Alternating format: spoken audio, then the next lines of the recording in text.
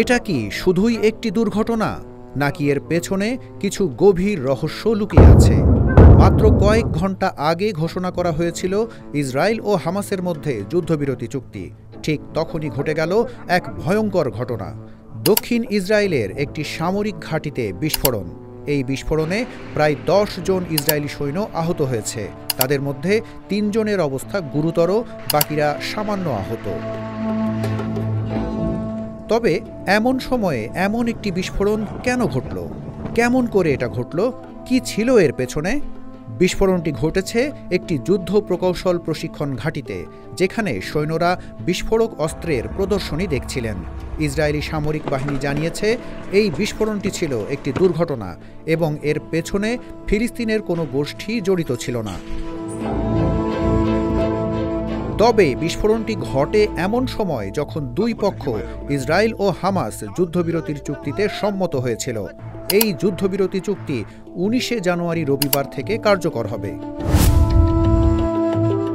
Hamas কি এখন একেবারে পিছু হটেছে, নাকি তাদের শক্তি আরও বেড়েছে?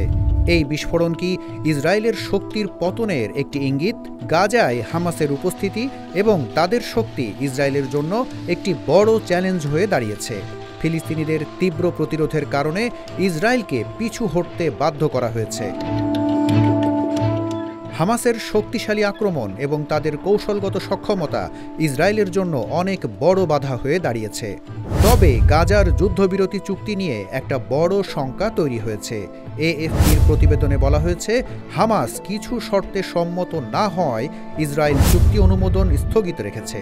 তবে হামাস এই অভিযোগ অস্বীকার করেছে। দুই পক্ষই যুদ্ধবিরতির চুক্তি মেনে নিলেও গাজায় ইসরায়েলি বাহিনী হামলা চালিয়ে যাচ্ছে।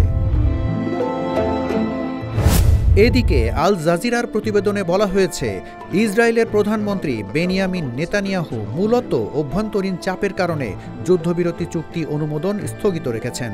তবে সরকারের উগ্র ডানপন্থী অর্থমন্ত্রী বেজালেল স্ত্রচিত পদত্যাগের হুমকি দিয়েছেন।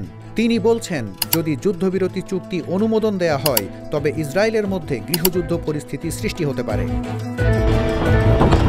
২০২৩ সালের ৭ই অক্টোবর ইসরায়েলের দক্ষিণাঞ্চলে আকস্মিক হামলা চালায় হামাস। ইসরায়েলের দাবি, হামলায় নিহত হয় ১,১০০ জনেরও বেশি। প্রায় ২৪০ জনকে জিম্মি করে গাজায় নিয়ে যাওয়া হয়। সাময়িক অস্ত্রবিরতি ও বন্দি বিনিময়ের অধীনে তাদের প্রায় ১০০ জন এরই মধ্যে মুক্তি পেয়েছেন। কেউ কেউ ইসরায়েলি হামলায় প্রাণ হারিয়েছেন। ওই দিন থেকেই গাজায় নির্বিচারে হামলা শুরু করে ইসরায়েল।